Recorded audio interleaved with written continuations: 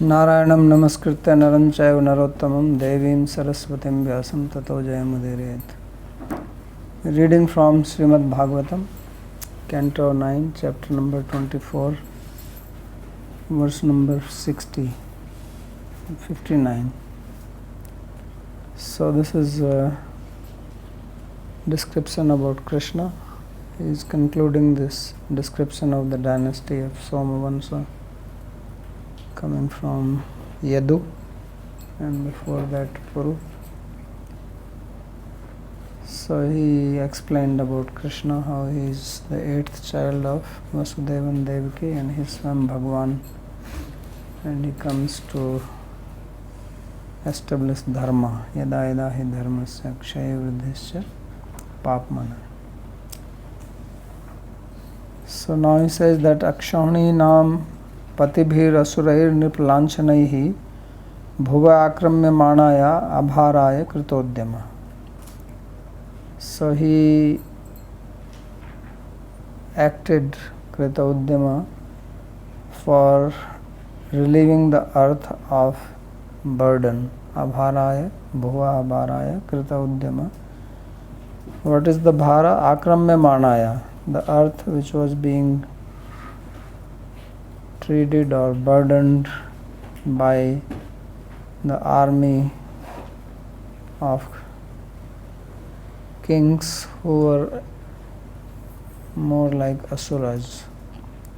Asurair nirpalanchanai, who were actually asuras in the form of kings, or who appeared or dressed like kings, but they had asuric mentality.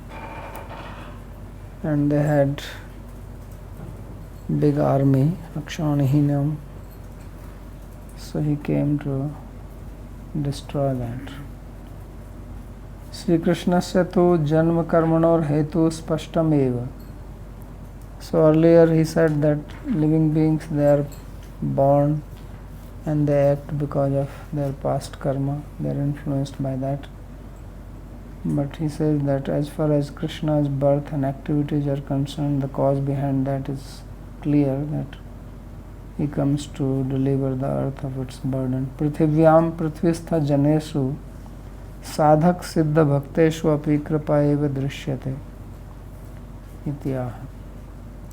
So it is seen that the people of earth, and specifically it refers to the devotees, both sadhak and siddha, perfected beings and the practicing devotees, his appearance here is seen as his grace. And this is being described now in 7 verses. Akshahanini nam iti saptavi bhuvo bhar haranat asuranam api badhena sansar haranat kripa ukta. So this relieving the earth of its burden, and he does this by killing these kings who are asuras, and this is also his grace. Karmani aparimeyani mansapi sureshwaraihi saha sankarshanas chakre Bhagavan Madhusudana. Bhagavan Madhusudana or Krishna, he performed various deeds here on earth which cannot be imagined or logically understood even by mind and even by the best of the suras or sureshwaras like Indra or Brahma. He performed these activities along with his brother Sankarshana. So mansapi aparimeyani. Aparimeya means, meya is that which you can know, and parimeya is can know it well, and aparimeya is that which is cannot be known, cannot be understood, because it is not within human capacity to understand it by logic. It is achintya, that is the meaning of aparimeya here. Kalau janishya mana nam dukkha shoka tamonudam Anugrahaya bhaktanam supunyam vyatanoti yashaha. And not only that, he benefited the devotees who were present at that time, benefited earth. Bhudevi, she is also devotee, so he comes for her sake. But he performed activities also to bless the people who will be born in Kali Yuga, so that they can hear about it, they can meditate on them, deliberate, and thus become purified. So that is the purpose, that is also the purpose of his activities. So Kalau Janishyamananam, the people who will be born in Kali Yuga, Dukkha Shoka Tamonudam, to relieve them of their suffering, their grief and their ignorance. Anugrahaya Bhaktanam, and to bless the devotees. Supunyam Vyatanod Yasha, he spread his yasha or his fame by performing these activities. So the various activities which he performed are all purifying. So therefore one should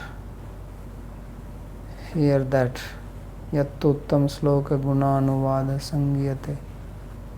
So that Uttam Sloka Gunanuvada Sangyate Abhikshana.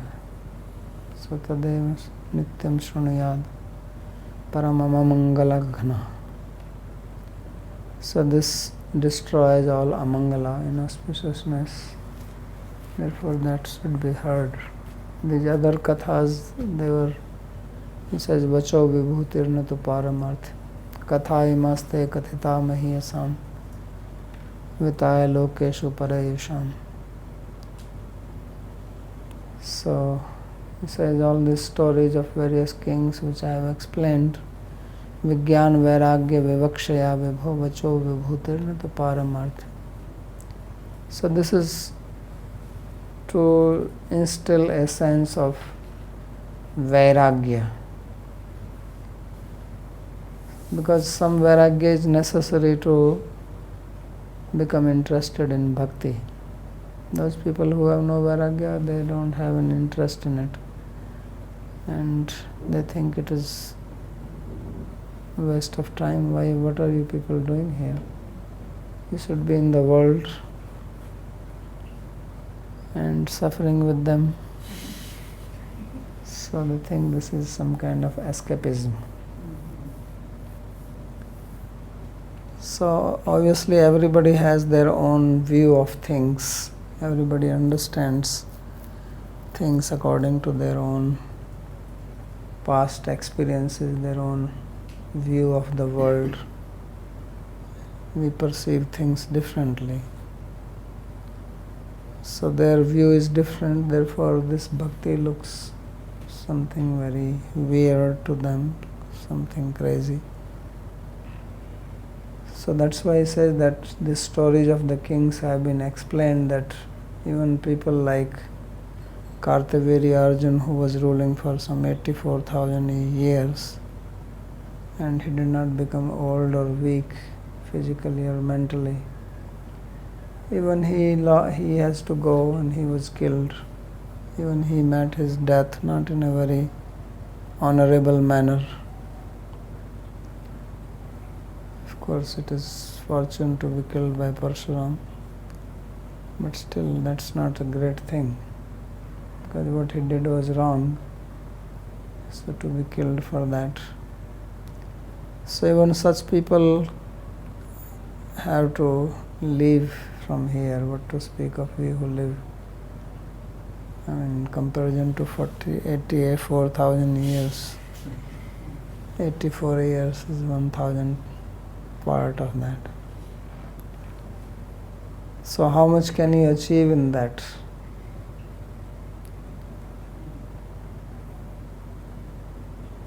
But if we have vairagya, understanding, we can achieve more than what he achieved. We can achieve bhakti. So therefore he says that this is especially for the people of Kali Yuga. Why especially for the people of Kali Yuga? Because people of Kali Yuga do not have any other ability. They do not have ability to do tapasya or some yogic practice, but they can listen to stories, right? Can watch Krishna story. So this is easy. What can be easier than this? And this will purify. So that's why he says that supunyam vyatanod yashaha. That is, yasha is supunyam. Mahat punyam yasho murare. Samasritaye padapallavam plavam. Mahat punya yasho murare. So his punya is mahat. His yasha is mahat punya. It brings great piety. Piety is material, but this is mahat. Piety means it is devotion. So this is the greatness of his activities, that although he is not personally visible to us, but we can still benefit from his appearance here on earth.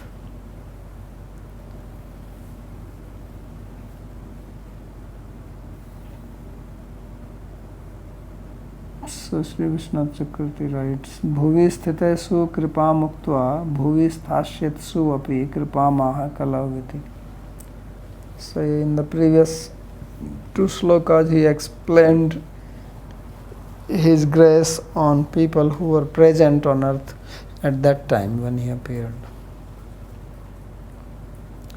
And now in this sloka he explains his grace on people who will be born after he left.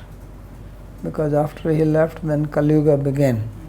Kali Yuga started immediately, as if he was just waiting for him to leave, right? Like when the cat leaves, the mice come and play. So Kali Yuga was like that. As soon as Krishna left, he came the very same day. So to bless them, his katha is there. Tamo avidya. And tama here, which means darkness, is avidya or ignorance. So by hearing Krishna katha, one becomes free from avidya. Yasmin satkarna piyuse yasas tirtha vare sakrit Srotanjalirapsprishya dhanute karma vasanam. So yasmin satkarna piyushe yasas tirtha vare sakrit srotanjalir upsprishya dhanute karma vasanam. So this katha, this stories of Krishna, they are called as Karna Piyusha. They are the amrita or the nectar for the ears. And they are like the tirtha. So tirtha has also holy waters where you go and take dip. So if one even does achman with this water, upasprishya is like doing achman. Putting few drops inside your mouth means hearing even little bit of this katha. Shrotanjali, with the anjali or with the palms, like you can drink water taking it in your palms. So like that you drink with the palms of your ears. Shrotanjali put. So dhunute karma vasanam, then it dispels or destroys the karma vasana. Not karma, because if karma is destroyed, then still vasana will remain. Then you will act again. So it destroys the very vasana. So that is the Chetodarpana, marjanam, cleansing the heart, because it is the vasanas which impel us to act. Otherwise, you can become free from karma by performing some activities, but then the vasanas, they will impel you to act again. Then you have to again do another action to clear those karma. So this will never come to an end, because vasanas remain inside. So the solution to remove the vasana is bhakti. So that's what Chaitanya Mahaprabhu says, that Chetodarpana marjanam. Because the vasanas are not part of our chetas or our chitta, they are only outside it. So therefore they can be removed like dust on a mirror. So dust is not part of the mirror, it's external, so you can clean it. If it was inside, you cannot clean it. So therefore vasanas or karma vasana, they can be removed and you can purify. Because Atma is pure by nature and Chitta is only a receptacle, it's like a pot. So you can put poison in it, you can also put milk. So it doesn't make any difference to the constitution of the pot. Pot just holds whatever you put in it. So Chitta can hold sadvasana or kuvasana, good vasanas, good desires, or bad ones. So here karma vasana, good and bad, both are removed. Because those which are considered as good, they are also cause of bondage. They are good only relatively, but ultimately they are also binding you to this material world. So therefore they should be cleared. Can I ask one thing it's almost entirely related to this? Yeah. The term we have swabhav, is that essentially the aggregate of all of one's vasanas, or is it something that contains those things? No, this is what the swabhav is, the vasanas. It's just a term to refer to the collective amount of them. Yeah, because vasanas are many. So swabhav is like what is predominant among them. We have various types of vasana. Vasana is just like a fragrance. So there are various types of fragrances inside. Like you have, like when they make all these perfumes. So when they make perfumes, it is not just one type of oil. They mix and they come out with so much variety, right? So that is what swabhav is.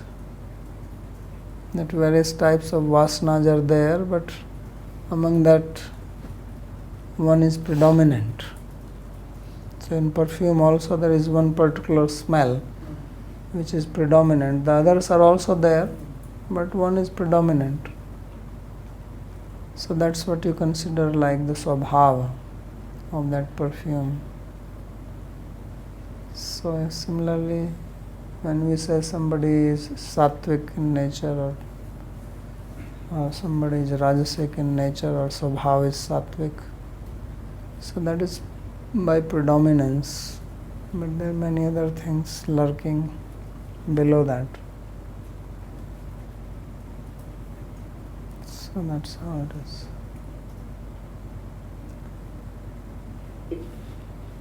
Question. Yes. Now we see your swabhav maybe for sleep maybe tamasic, but for eating maybe a sattvic. So how all these variations are there. So how is one particular sabhav can be stated? What do you mean sleep is sattvic? Let's say he's only, according to, let's say he's only taking 6 or 7 hours sleep, which is sattvic, and it doesn't sleep, oversleep, or eating is very moderate, Hmm.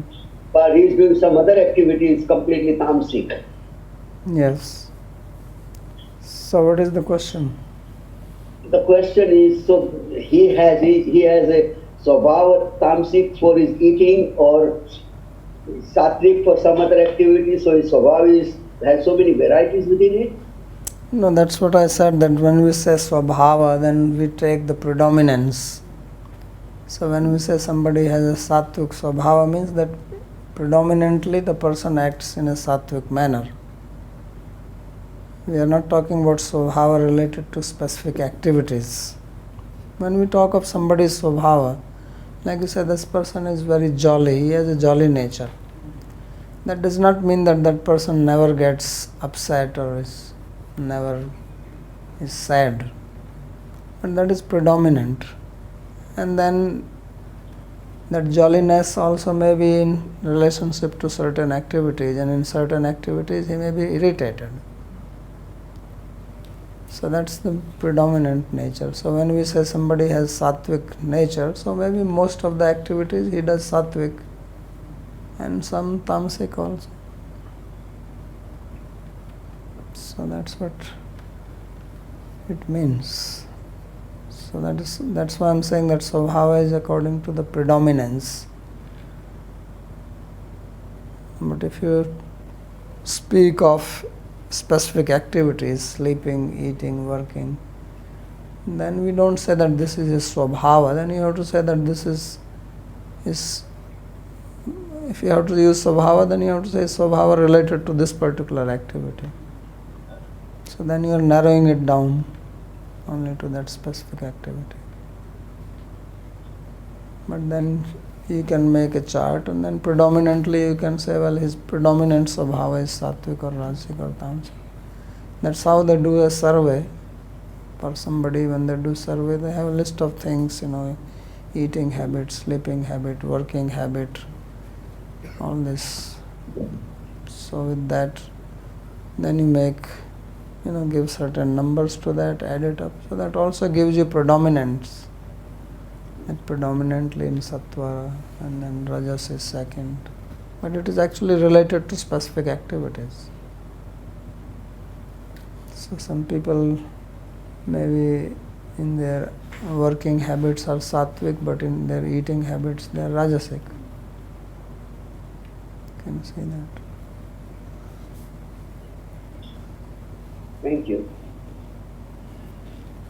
Could you help me understand better the difference between vasana and samskara? Isn't that a samskara means that I have some feeling or some Samskara is related to some specific thing, generally. So vasana is something which gives a tendency. Like if you suppose eat mango, so it has created a samskara. You don't call it as a vasana. But if you go on eating mango for a long time, then you may develop ruchi or taste for it. So then you can say that you have the vasana for it. So therefore vasanas are generally, the word vasana is also used some tendencies which come from previous life. Yeah. So because those are tendencies, you are not talking about some specific samskara. If you are attracted to a particular type of activity or food or situation, it's your tendency. It's not a specific samskara there. So vasana therefore is a tendency which is obviously developed over a period of some actions, or is an outcome of many samskaras. So when we say samskara, then it is referring to specific thing.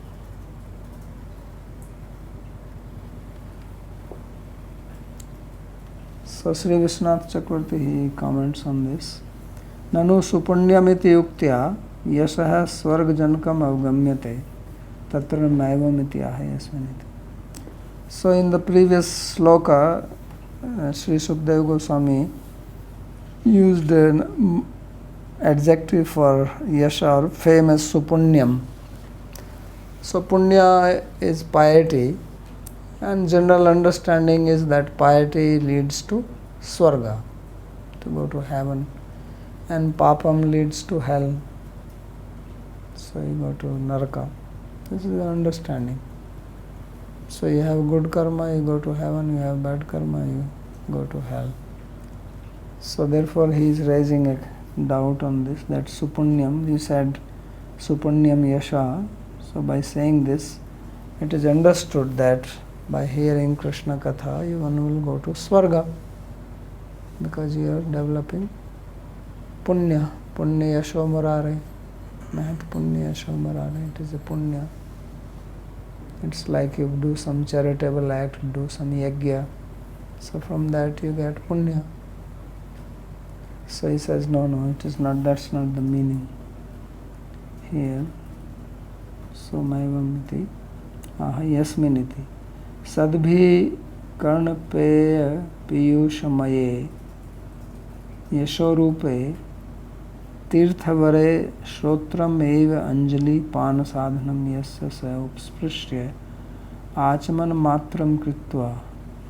So he says that those saintly people or sadhus who just touch this Krishna Katha, which means that considering the shrotra, the ears, as the anjali or the palms, which means here as pana sadhanam, the means to drink.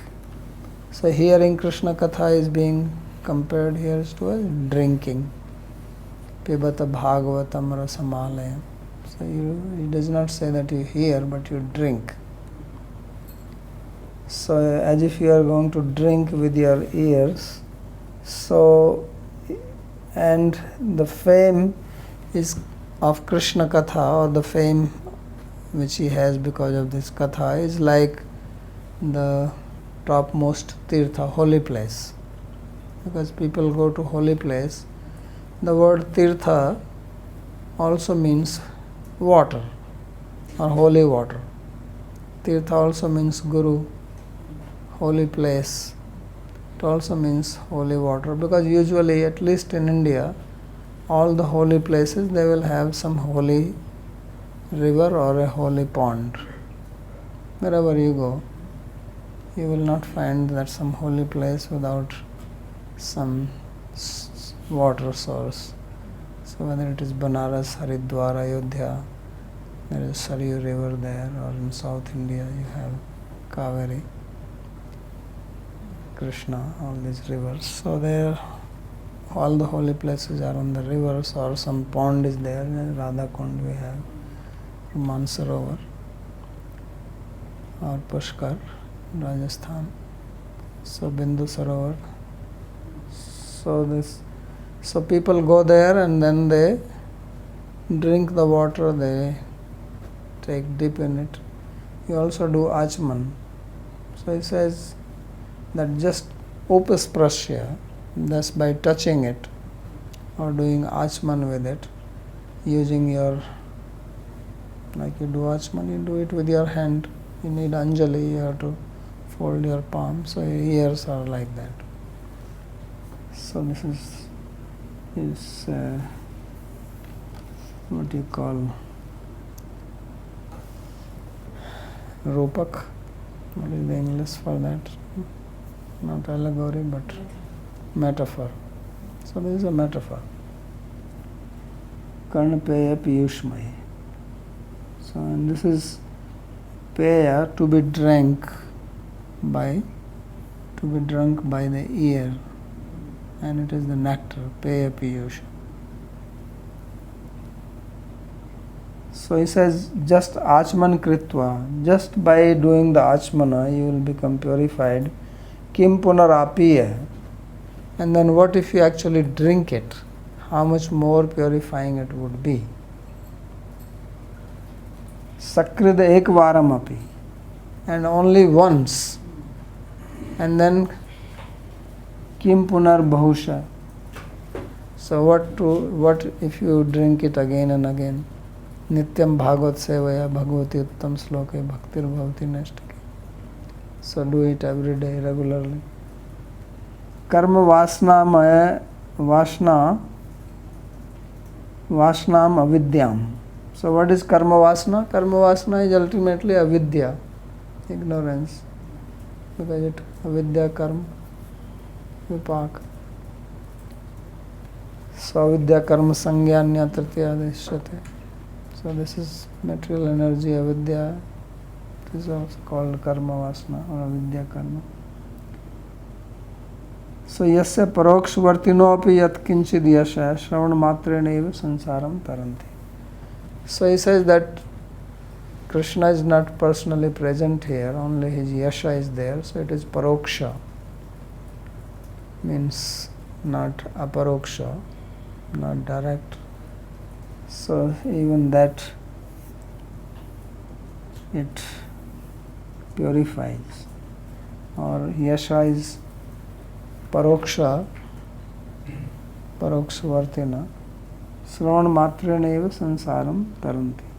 So these sadhus, sadbhi, they transcend the samsara simply by hearing about it. So that is his kripa. He is explaining his kripa or his grace or his compassion on people who will come in Kaliva. Bhoj Vrishni Andhak Madhusur Sena Dasarha Kai Slaghniye Hita Shashvat Kuru Punya Kuru Shrinja Pandubhi. So he says that Slaghniya ihitaha Sashvat. So he performed these activities of his fame or which are purifying along with his associates.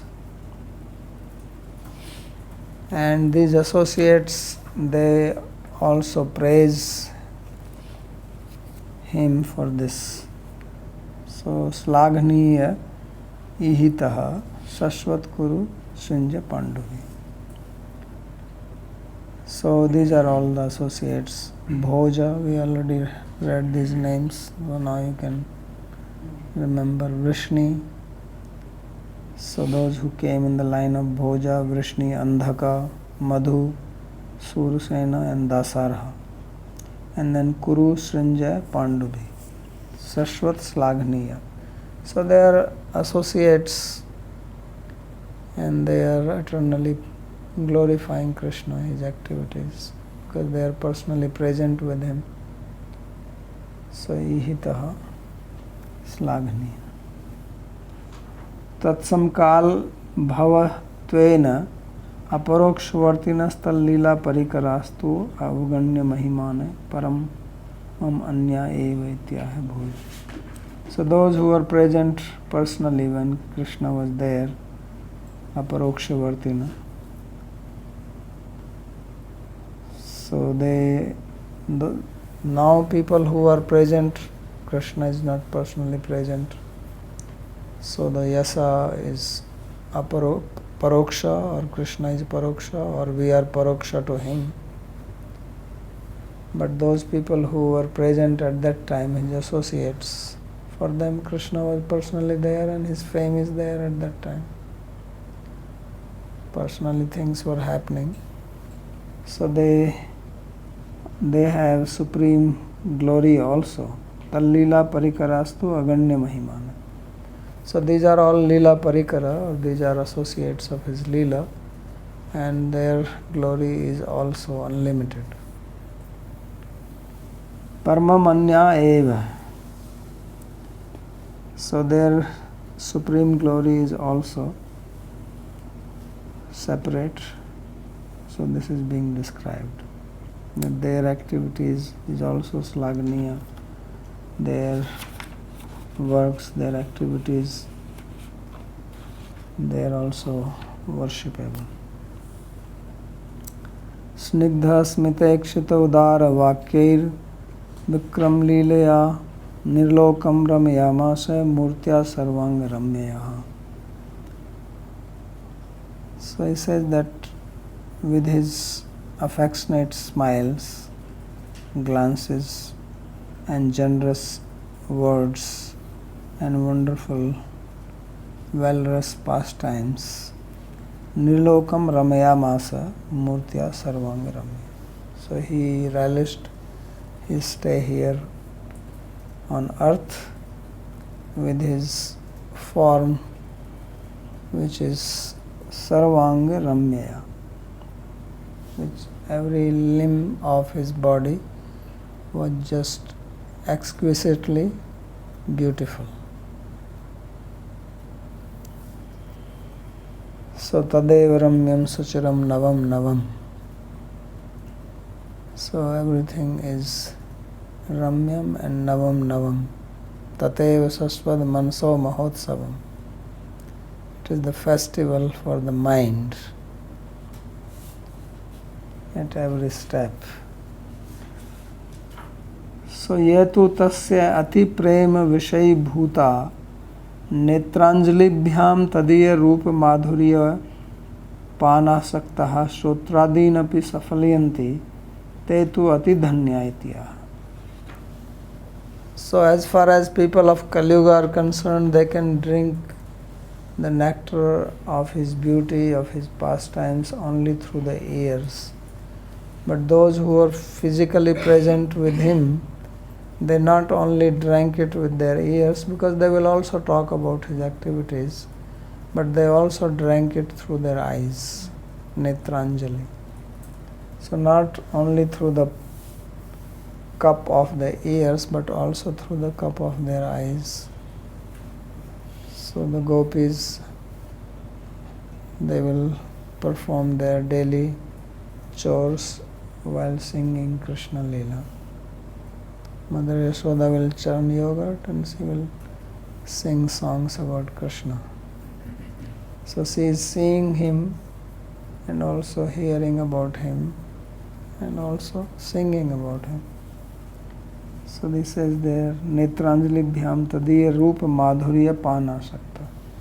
So they were addicted to drinking the beauty of Krishna through the cup of their eyes. And Shrotradin api safalyanti, they also made their ears successful by hearing about him. So they tetu ati dhanya, they are supremely fortunate. They are the most wealthy people because they have the wealth of seeing him besides hearing about him. So this is being described here. Snigdham smitam. So his smile, what is his smile? Snigdha smita. So there are two types of smile. One is called snigdha smita, other is called asnigdha smita. So asnigdha smita you see when you board a plane. Right? Right? So that is the asnigdha smita. So these ladies are standing at the gate and bonjour, welcome, right, guten tag, whatever they are saying, and they are smiling, but it is not snigdha. It's not coming from the heart. To their job, that's their duty. So they have nothing to do with us except they really don't care, but they have to be there. So Krishna's smile is snigdha because he is with his devotees who are also full of love for him. So he reciprocates with them, he talks with them, he smiles at them. So that is snigdha smita. And so this Snigdha Smita has different, beauty than the Snigdha Smita. It is highly captivating.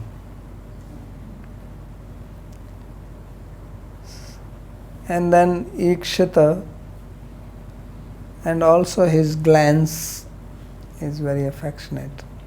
So he is not only smiling, because when you smile at somebody, you also look at that person, and your look is also snigdha, right?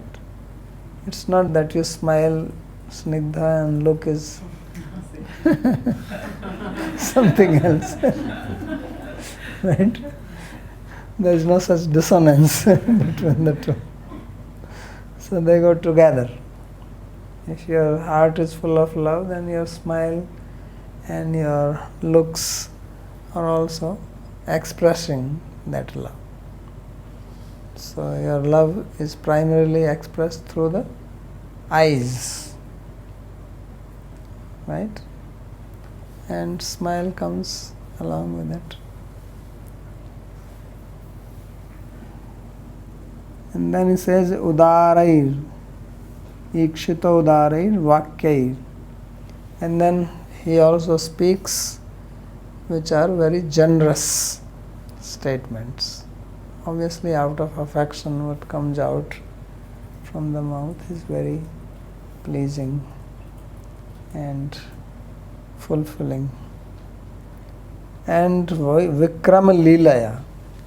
And then he has his activities, his pastimes, which are Vikram, which are very heroic, extraordinary. So Nilokam Ramayamasa. So in this way, he enjoyed. So again, when we think that Krishna was enjoying, we should not think that others were suffering. Because people somehow they get this idea that Krishna is the supreme enjoyer, and here in the material world it is like that when somebody is enjoying, then he enjoys at the expense of others. Because people here are not concerned about others' enjoyment. They are concerned about their own enjoyment. And in the process, if they have to make some other people happy, they do that. But their interest is their own enjoyment. That's the game here. But Krishna, when we say that he is supreme enjoyer, it means that he is supreme enjoyer because he gives supreme enjoyment to his associates, his devotees. So they are also enjoying more than him. So this is what we have to keep in mind. Otherwise people think that somebody becomes envious of him and then who leaves from the Vaikuntha to come here. So there is no such possibility. So everybody is, if Krishna is enjoying, then everyone is enjoying with him. They are all happy. So this is the meaning of Nirlokam Ramaya Masa Murtya Sarvanga Ramya. Because if they are seeing his smile, his face, hearing his words, this is very pleasing, blissful.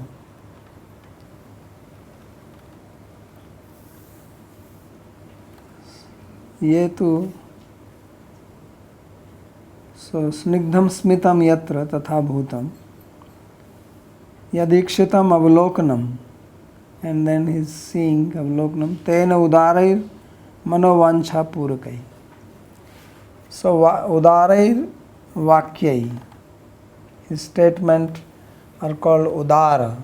So udara means generous, or one who is very charitable. So how can his words be charitable? When we say somebody is charitable, then some human being is charitable. Right? Can somebody's statement be charitable? So here he says that his vakya, his words, his statements, his speech is charitable. So why it is said that the speech is charitable? Because charitable means that somebody who fulfills your desire. If you are hungry, he gives you food. If you are poor, you want some money, he gives you that. Then you say this person is very charitable, very generous. So Krishna's speech is so generous that just by hearing the words, your desires are fulfilled. Right? Not that he is doing anything. It's just the word which come from his mouth are so satisfying. Right? So as Arjuna says that I have heard from you, so now I am satisfied.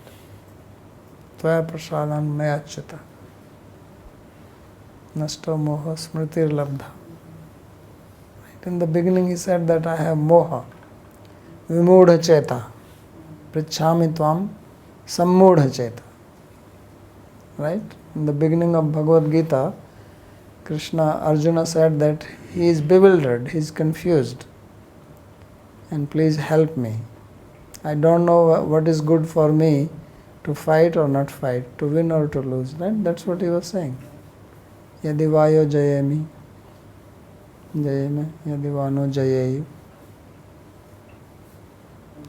So now he says, Nashta moho smriti labdha tvat prasadam me achyuta.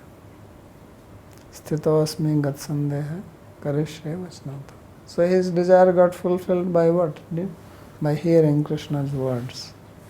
So that is the Udara Vakya. So that is Udara. Manovancha Purakahi.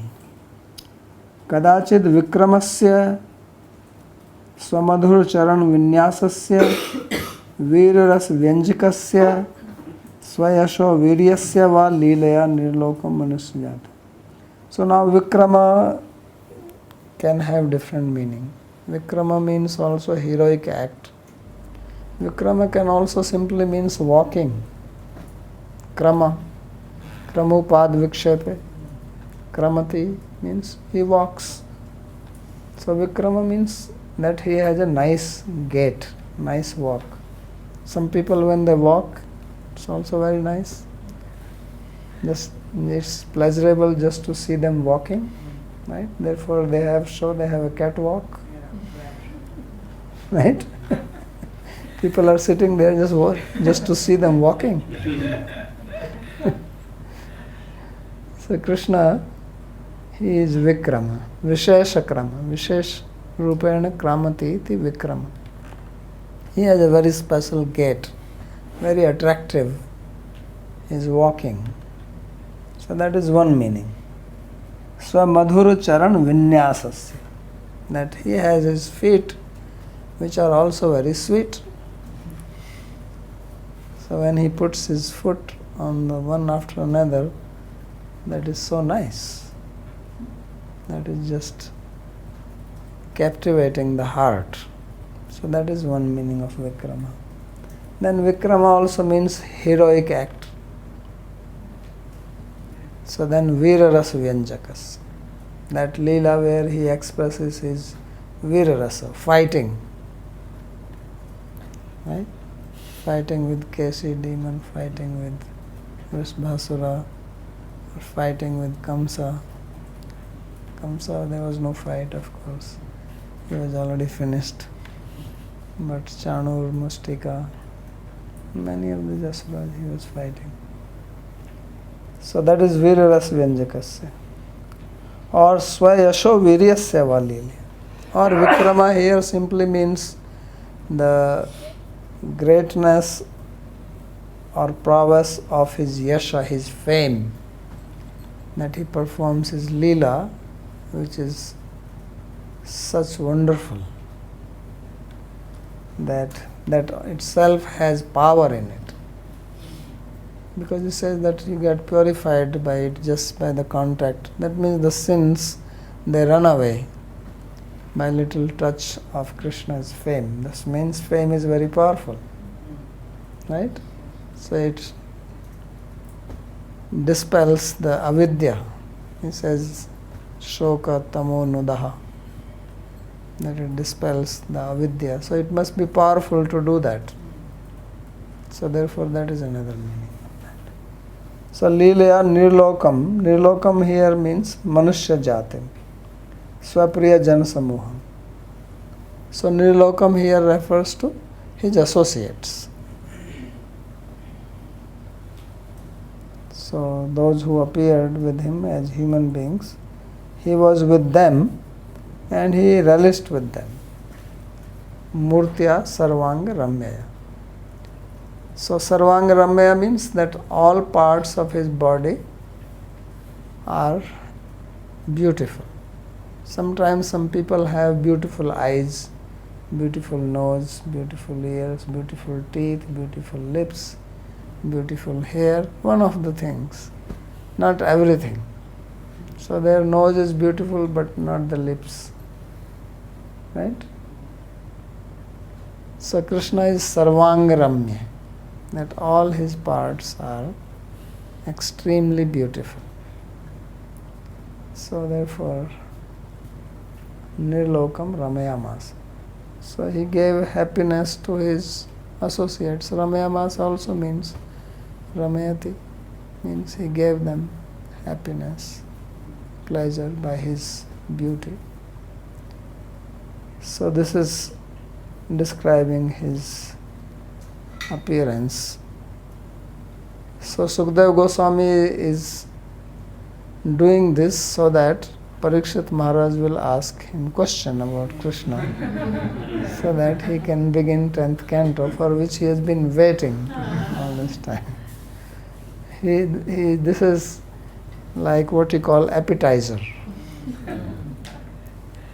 So before you get the meal, you are served appetizer.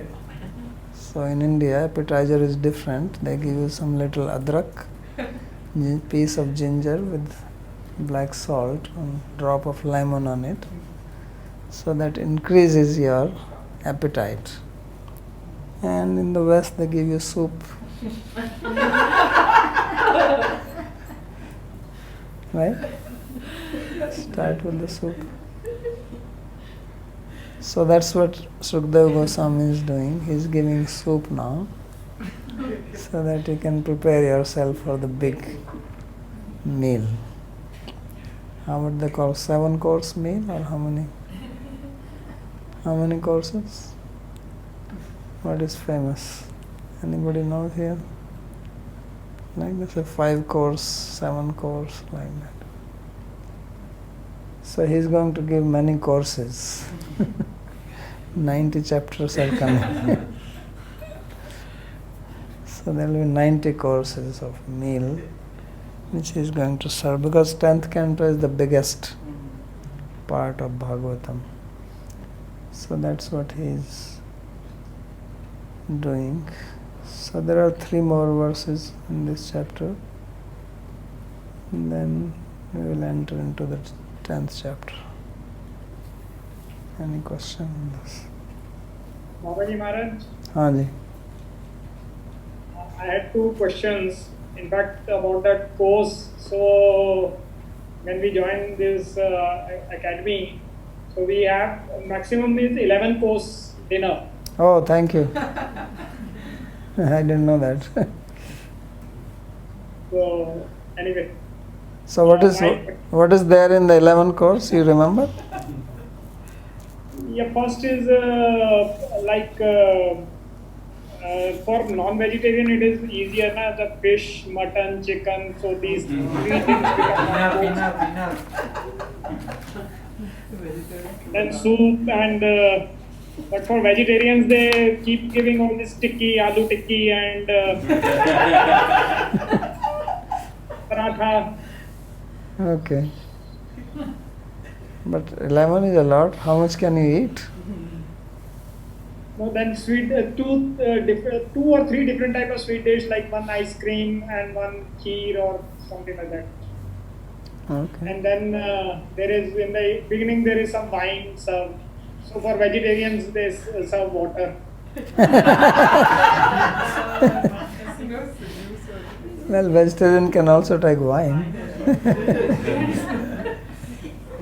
No, for teetotalers like. Okay. Thank you. So anyway, my question was two things I had to ask you. First, you said that his words are auspicious, very mangalmay. Like Arjuna said, "Nashtu moho smriti latva Hmm. prasadam achyute." But then, we also observe that people just hear, but until unless they act onto it, it's not really mangalmay. So then, can we just say that just hearing those words is good enough? Yeah, it is good enough, but because the people themselves have such a big disease that you have to share a lot.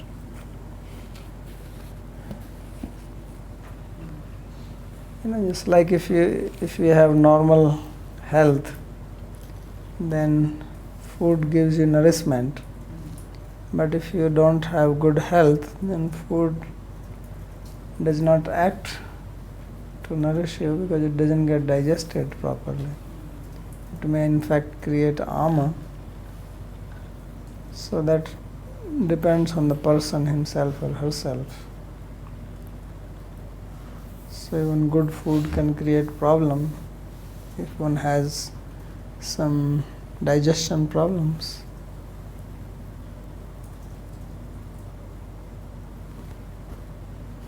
So that is not the problem with the food itself.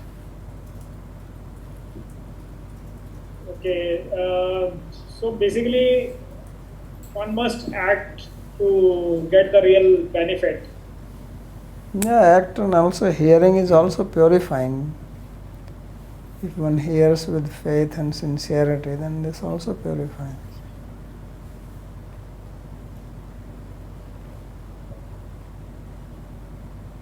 The second question was regarding you said Krishna is the supreme enjoyer in the sense that he gives enjoyment to his devotees, whereas in this material world everyone is just thinking about his own enjoyment, and in the bargain, if required, they try to make others happy. The experience is that within your heart you can just generally have one or two people, like not more than, not infinite kind of this thing.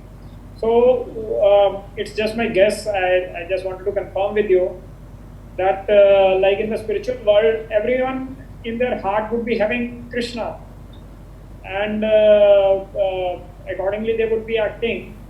So what about Krishna's heart? That his heart is also infinite, which has infinite number of people. Yes.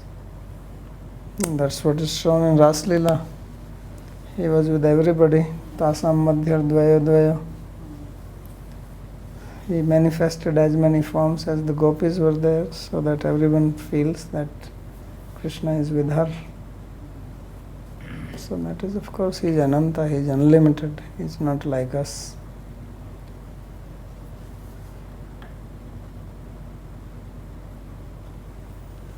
Okay.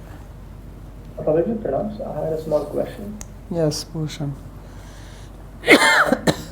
I have slight difficulty understanding the word bhara in the sense, what does burden here exactly mean? Because at that time they were also doing yajnas and following Dharma and giving Jarasandha. So what does exactly bhara mean? Why was it a big problem? Well, bhara means to do something which goes against the will of God. So even they are doing yajna, but he was also against Krishna. He was attacking him 17 times. So much that Krishna has to run away from Mathura to Dwarka. So that is the bhara. So sometimes people are there that they, like this question is raised many times, that what about people who are vegetarian, they are nice, they're very kind and generous, but they don't believe in God. So what do you think about them? Are they sadhus or not? So from secular point of view, you will consider them as nice people. But from spiritual point of view, they are also exploiting God's energy without acknowledging Him. So it is like thieves who steal or they rob somewhere, and afterwards they are very dharmic because they divide it and they act very nicely among themselves, but they are actually stealing it. So if you do not know that they are stealing, then they will look very nice people. They are very truthful to each other. Generally it is seen like that. That's why they can cooperate. That's why you see that gangsters, they can cooperate more than normal people. Recently it just happened day before yesterday here in Uttar Pradesh, some big gangster was there and some 15-20 people went to arrest him, and somehow he had its spies in the police station. He was informed, so his people came and they shot 8 of the police people. They killed on the spot. Kanpur, including one DSP, one big police officer was there. They killed. So, and then that guy is still absconding. He escaped? Yeah. 4 were injured or more were injured, but 8 were, I don't know how many got injured, but 8 killed. So that's how they are, he has like his own small kingdom. He has been encountered. He's been in Okay. Right. Police all are there. When today? Yesterday. Okay. Yeah, but still they cooperate. So they have so much trust in each other. They are ready to give their life. So this is what it means. So this is what Krishna is showing, because it is easy to see adharmic people as adharmic. But some people who look very dharmic but are also adharmic, it is difficult to figure them out. That's why people get confused. So many people are even confused about Ravana, that Ravana was a great learned people. They even worship him in some places. So dharmasya tattvam nihitam guhayam. So principles of dharma are difficult to understand.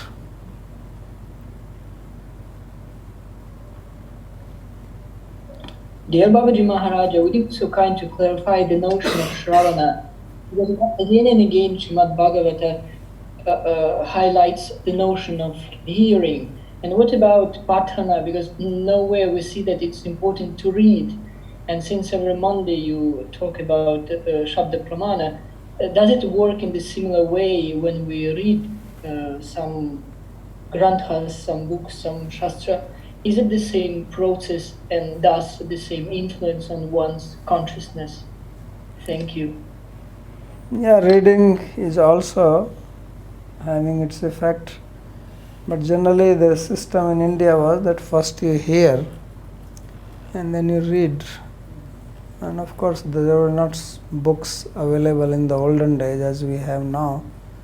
So people were mainly hearing and then they could talk with each other. But since books were not easily available, and even if somebody has to write or copy it, it was not that everybody was doing it.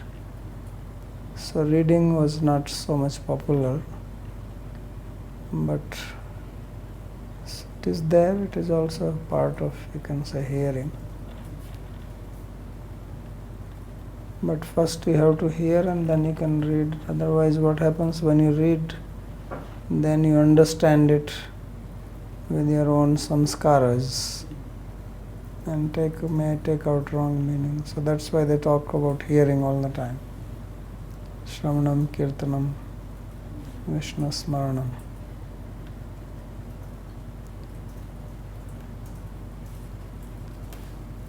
Okay.